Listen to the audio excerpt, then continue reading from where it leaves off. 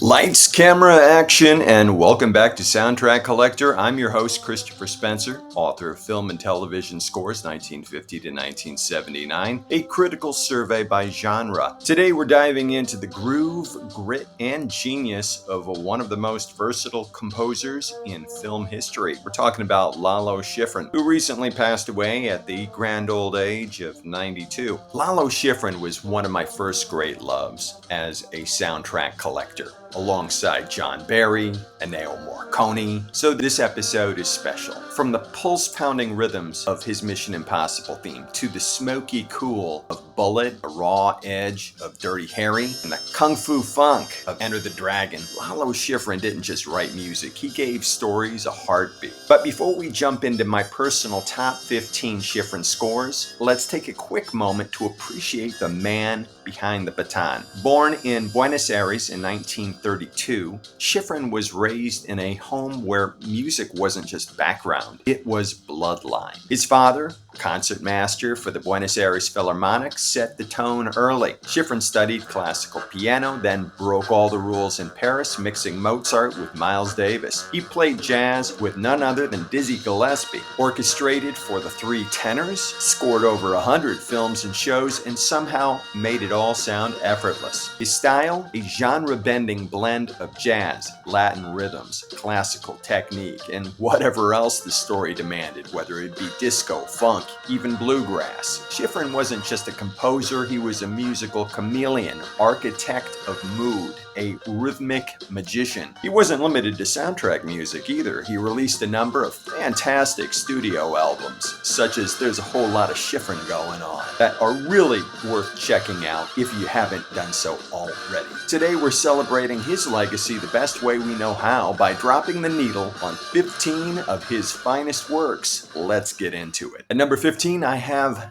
Les Félines, or also known as Joy House. This 1964 French thriller marked one of Schifrin's first major film scoring breakthroughs, and you can already hear the DNA of his future classics in every bar. Directed by René Clement and starring Alain Delon and Jane Fonda, both in their prime, Les Félines is as seductive and strange as it sounds, and Schifrin's music matches that perfectly. The main theme, sultry, hypnotic, and just a little dangerous. It walks a tightrope between jazz club cool and psychological suspense, built on nervously elegant motifs that hang in the air like cigarette smoke. Throughout the film, Schifrin throws in angular cues and irregular phrasing to mirror the film's cat and mouse mind games. At times, the music feels like it's shifting under your feet, never quite resolving, always keeping you guessing. The instrumentation is pure Schifrin. Tight jazz combo with strings, woodwinds, and a splash of brass. Moody,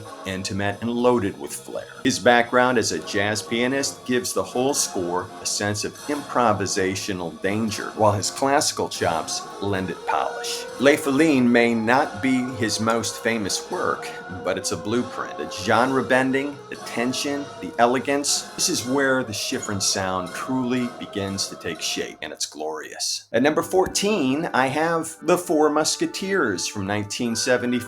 Now, here's something really different. Schifrin trading in spy funk and city grit for powdered wigs and sword fights and royal intrigue. But he pulls it off like a pro. For Richard Lester's swashbuckling sequel to The Three Musketeers, Schifrin delivered one of his most robust and colorful scores. Rich in period detail, but bursting with cinematic energy. The main theme, absolutely rousing. Think galloping strings, old brass, and a melody that practically shouts, "All for one." But he doesn't stop there. Schifrin weaves in romantic themes, sly comic cues, and brooding suspense, all with a deftness that shows just how comfortable he is in orchestral territory. It's like a musical dance between Bach and Errol Flynn. He uses the full symphonic palette, lyrical woodwinds, regal brass, portly harpsichord, and even period-style dance rhythms like minuets and gavottes. Yet it never feels academic. This is Schifrin, after all. He brings a modern pulse to the past with rhythmic drive and drama to match the swordplay. The Four Musketeers proves that Schifrin wasn't just a master of modern cool. He could go Baroque and still make it swing. It's a dazzling showcase of his range and one of the most entertaining adventure scores of the 1970s. At number 13, The Eagle Has Landed from 1976. This is Schifrin in full chameleon mode, dialing back the jazz, turning up the tension, and crafting a wartime thriller score that's as moody as it is majestic. The main theme has a stately, almost grim dignity to it, military in posture but laced with melancholy. It's not just music for marching troops, it's music for complicated characters, for missions soaked in risk and ambiguity. Schifrin leans into orchestral drama here, with sweeping strings, brass, and martial percussion. But he colors it with unexpected textures, the eerie shimmer of cymbalum, whispery piano lines, even hints of jazz harmony beneath the surface. It's suspenseful, sure, but never predictable. There's even a Morricone-like quality to some passages, whistling, ghostly sonorities that inject a touch of espionage flavor. And just when things get heavy, Schifrin pulls back for moments of human depth, reflective themes,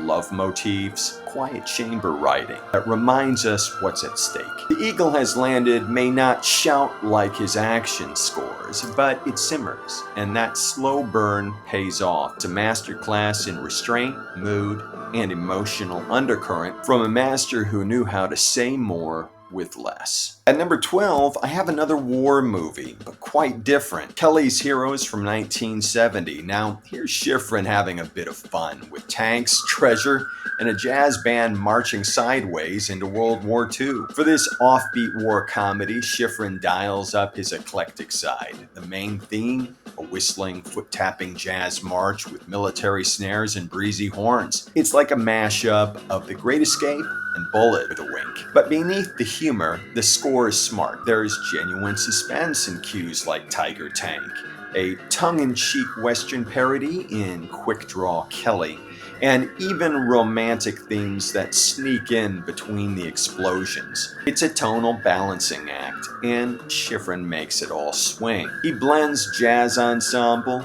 brass fanfare, and classic orchestration with just the right amount of electric guitar and rhythm section grit. Add to that iconic songs like Burning Bridges by the Mike Curb Congregation and Hank Williams Jr.'s All for the Love of Sunshine. And you've got a soundtrack that feels like a jukebox at a military base run by jazz musicians. It's wild, it's loose, it's totally Schifrin. Kelly's Heroes might not be his most serious work, but it's a masterclass in genre fusion and musical storytelling with style to spare. At number 11, just outside the top 10, I have The Cincinnati Kid from 1965. Before the car chases, kung fu kicks, Schifrin was already making waves with a poker game, harmonica, and hell of a groove. Set in Depression-era New Orleans, The Cincinnati Kid gave Schifrin a rich canvas, and he painted it with bluesy horns, syncopated rhythms, and slow-burning swagger. The main theme, smoky, soulful, unforgettable, and then Ray Charles steps in to sing it for the end titles. Game over. Schifrin builds the score like a poker hand. Cool jazz combos for the calm, big band bursts for the tension, and sultry motifs when the stakes get personal. Tracks like Melba and New Orleans Procession show his knack for character-driven themes, mixing heart with hustle. Stylistically, it's jazz-forward, but never one. Schifrin draws from 30s blues, third-stream jazz, and classical scoring to shape a sound that's period-authentic yet fresh. There's even harmonica woven in, an Americana touch that grounds it all. Cincinnati Kid wasn't just an early hit. It was a statement. Schifrin could swing, seduce, and score drama with equal skill. It's a key moment in his evolution and in the evolution of jazz on film. At number 10, I have Planet of the Apes, the TV series score from 1974. Personal favorite. I watched it as a kid. After the original movie franchise and before the Tim Burton movie or the Andy Serkis related trilogy, there was a weekly primetime trip through the Forbidden Zone, and Schifrin gave it sound. This wasn't just recycled movie music. Schifrin created a bold, rhythmic, and cinematic score that gave the series its own musical identity, with a little bit of Jerry Goldsmith thrown in. Full of tribal urgency, eerie suspense, and sweeping orchestral drama. Tracks like Escape from Tomorrow, The Trap, and Tomorrow's Tide carry the show's sci-fi tension, but also hint at something ancient and primal, perfect for a world where humans are hunted and apes rule the jungle. Schifrin layers pounding percussion, mysterious woodwinds, and dark strings into cues that feel part action thriller, part mythic opera. Collaborating with Earl Hagen and Richard LaSalle, he helped shape a soundscape that balanced high drama with emotional depth, especially in episodes that leaned more on human themes or ethical questions. It's big music for big ideas, even on a TV budget in the 70s. The score was later given the deluxe treatment of a remastered release because, let's be honest, this music deserved more than the small screen. Planet of the Apes of the TV variety might be a cult classic, but Schifrin's score is pure sci-fi gold. At number 9, I have a three-way tie, you say? Well, sort of. It's the Rush Hour trilogy with Chris Tucker and Jackie Chan, for which Lalo Schifrin really elevated the whole buddy cop genre with his distinctive blend of jazz, funk, and international flair. The original Rush Hour from 1998 kicked things off with a high-energy mix of Schifrin's signature jazz funk and tongue-in-cheek East meets West cues.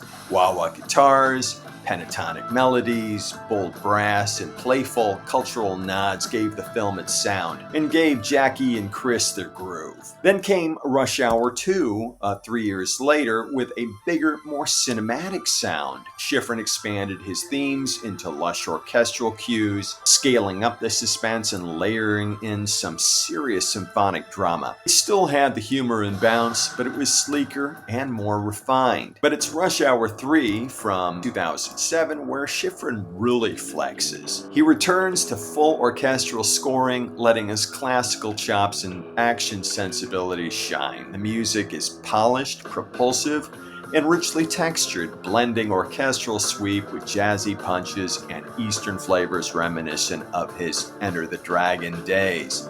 Cues like chasing the assassin and giant kung fu hit hard and move fast, but with precision and style. Even collaborated with Salam Remy for a remix take on the main theme, giving it a fresh coat of 2000s cool without losing its core identity. Many have called Rush Hour 3 the most musically complete and satisfying of the trilogy, and it shows. Across all three films, Schifrin managed to update his sound for a new era without losing the heart of what made his scores work: rhythm, color, an unmistakable sense of fun. At number 8, I have The Fox from 1967. This one's a bit of a curveball. There's no car chases, no jazz, no funk, no big band swagger, just snow-covered silence, emotional tension, and one of the most hauntingly beautiful scores of Schifrin's career. Set in a remote Canadian farmhouse, The Fox is a psychological drama about isolation, intimacy, and slow-building unease. Schifrin meets that mood with elegance. The main theme is pure lyrical melancholy, achingly melodic, yet quietly restrained. It drifts, lingers, and gently unsettles. Unlike his more rhythm-driven or genre-blending work, here Schifrin leans fully into classical sensibilities. The score floats on strings, flutes, harp, and piano, simple textures that say everything without shouting. But it's not just romantic gloss. There's real tension bubbling underneath. Low woodwinds and shifting harmonies hint at danger without ever fully revealing it. He treats the music like a character, mirroring emotional shifts, revisiting themes and subtle variations, and using orchestration to draw nuance rather than spectacle. It's restrained, sure, but never passive. Fox proved Schifrin could do more than thrill. He could listen to the quiet, lean into the vulnerability, and still make it cinematic. And that main theme, it's been revisited in his later concert works, recorded again and again. For good reason. This score isn't just a detour. It's a masterclass in understate and a reminder sometimes the softest notes hit the hardest. At number 7, I have the Amityville Horror from 1979, a big hit that year. Here's where Schifrin goes full haunted house, but not with jump scares. He whispers, he tiptoes.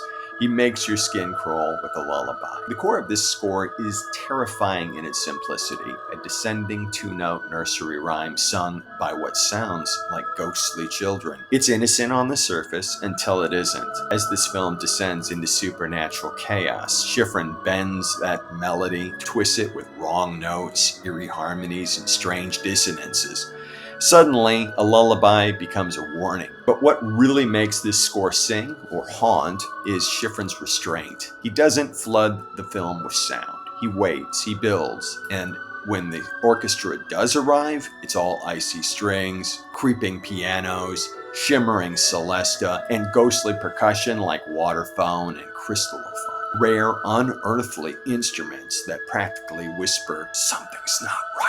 There are bursts of violence, sharp brass, rumbling low-end terror. The real horror is in the tension, the not quite silence, the lull before the scream. Schifrin's Amityville score earned both Oscar and Golden Globe nods, almost unheard of for horror, and it set the bar for psychological suspense scores that follow innocence down into the abyss. It's delicate, it's beautiful, it's deeply unsettling. In short, classic Schifrin, this time with ghosts. At number 6, I have Cool Hand Luke from 1967. Now, this one's personal for Schifrin and for just about anyone who's ever heard it, because when you think of Paul Newman's Luke, you don't just see him, you hear that theme. The score for Cool Hand Luke is a uniquely American soundscape, equal parts folk, blues, and classical precision.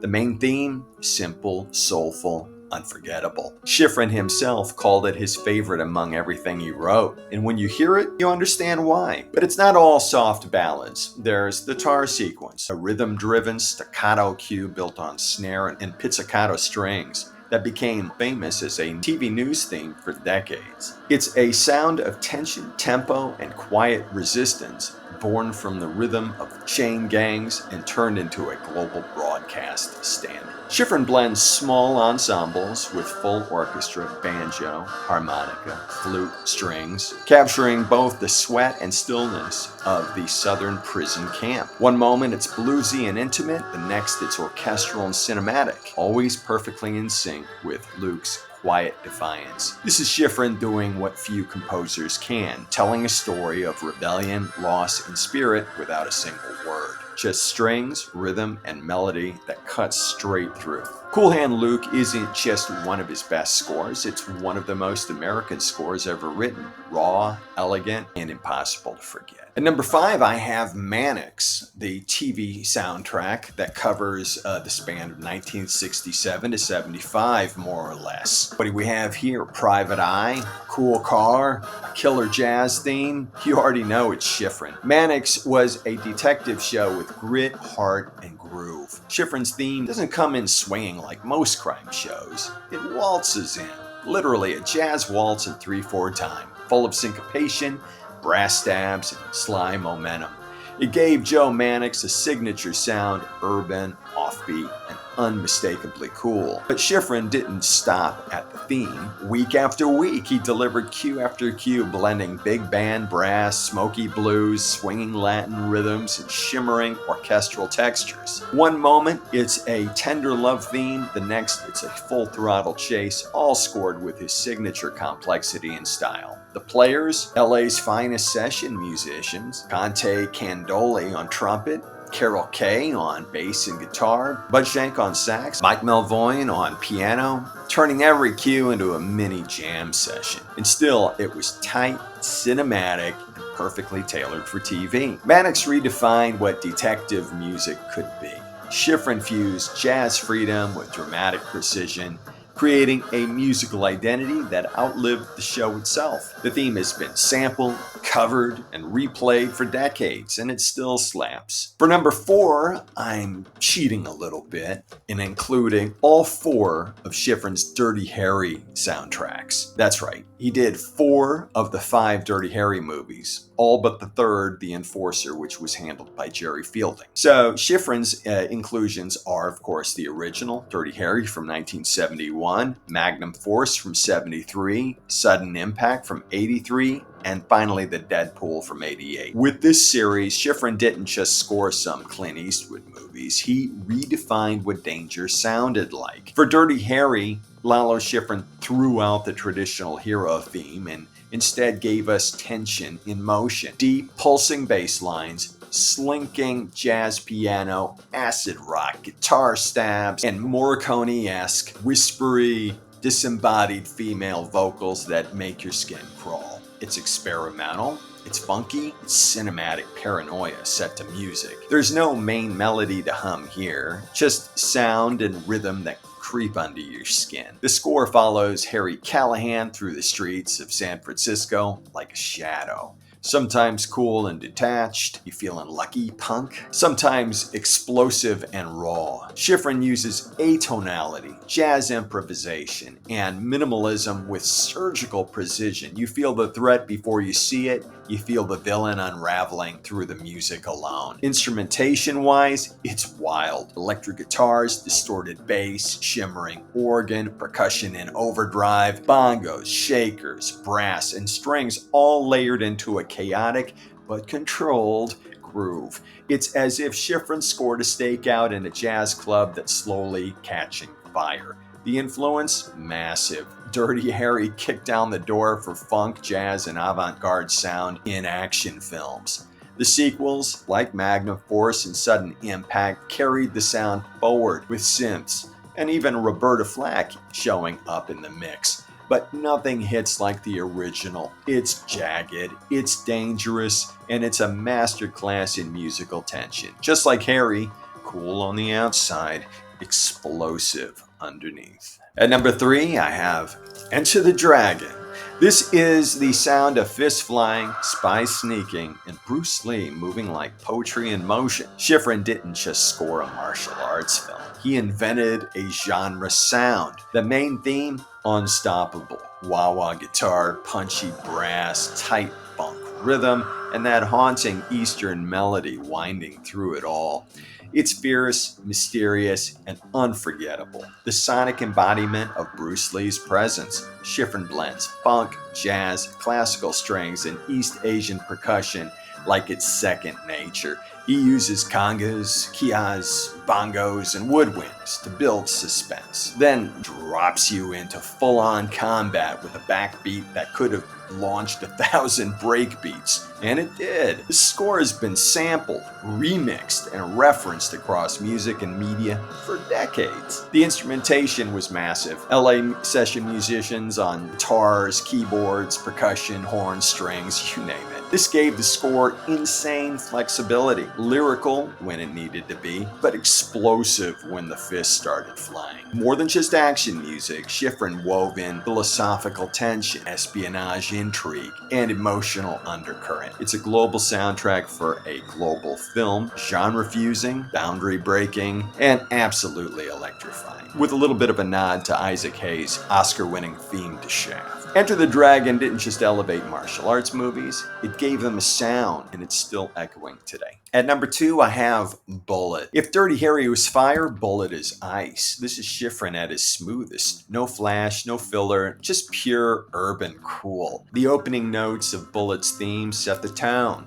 Bluesy, slow burn, and unmistakably stylish. It's not loud, it doesn't need to be. Just like Steve McQueen's Silent Stare from the album cover, this music does more with less. Schifrin's score doesn't chase action. It observes it, frames it, and gives it weight. The film's most famous sequence, the car chase through San Francisco, is completely unscored. Just tires, engines, and Schifrin's confidence to not interrupt. That silence, that's bold. But elsewhere, the music is doing work. Electric bass, brush drums, alto flute, muted horns, guitar licks, all woven together in layered jazzy textures that feel both meticulous and effortlessly laid back. There are tender cues too, but everything flows with the same restraint and rhythmic pulse. This wasn't just a crime score. It was a shift in how thrillers could sound. Gone were the bombastic brass and overwrought strings. In came groove, nuance, and jazz sophistication. Schifrin assembled jazz giants such as Ray Brown, Bud Shank, Howard Roberts, and let them play with space and swing. Bullitt redefined the sound of cinematic cool, and it proved Schifrin didn't need to shout to be heard. He could just drop the needle and let the city breathe. Before we get to number one, which I'm sure you've guessed already, here are a few honorable mentions. In addition to his work on Mission Impossible, Schifrin scored a number of 60s spy flicks, including The Liquidator in '65, sleek, stylish spy jazz with a killer Shirley Bassey title song and that unmistakable mid-60s swagger. Think Bond, but cooler and more rhythmically daring. And also The Venetian Affair in '67, atmospheric and noir tinge. This Cold War thriller score blends exotic tension with moody European cool. It's Schifrin in full espionage mode. In addition to his work on the Dirty Harry movies, Schifrin also scored a couple of other Eastwood vehicles, Joe Kidd in '72. Here, Schifrin brings a modern edge to the Western with sparse textures, unconventional rhythms, and a gritty minimalist soundscape that matches Eastwood's stoic anti-hero and also picks up some of the vibes from Morricone's work in the genre. In addition, Coogan's Bluff from '68, urban western meets big city funk. Schifrin fuses cowboy grit with New York cool, laying groundwork for what he'd refine in Dirty Harry. A score that really made good use of Schifrin's Latin heritage is The Wrath of God from '72, lush, dramatic, and infused with Latin flavor. This overlooked adventure score finally got re-released in the Film Score Monthly series. It channels grandeur and grit in equal measure. And Planet of the Apes wasn't the only sci-fi entertainment that Schifrin scored. Think THX 1138 in 1971. Unsettling and abstract, this experimental electronic score for George Lucas's dystopian debut is a far cry from Schifrin's groove-heavy work, cold, stark, and hauntingly effective. Also, given his pedigree helping to invent cop funk, it also makes sense that Schifrin was involved in Starsky and Hutch in the 1970s. Though he didn't score every episode, Schifrin's contributions helped define the show's funky, streetwise tone. Fast cars, hot snares, a serious swing. And one more honorable mention, it was one of his later thriller scores, The Osterman Weekend from 1983. Here, one of Schifrin's darker, more suspense-driven scores, synths, strings, and Cold War paranoia all tightly wound into a taut thriller package. Finally, my number one Schifrin soundtrack, of course, it had to be Mission Impossible. And there have been multiple releases related to that original TV franchise. Now, you already know the theme. Dun, dun, dun, dun, dun, dun, dun, dun. It's a pulse, not just a theme.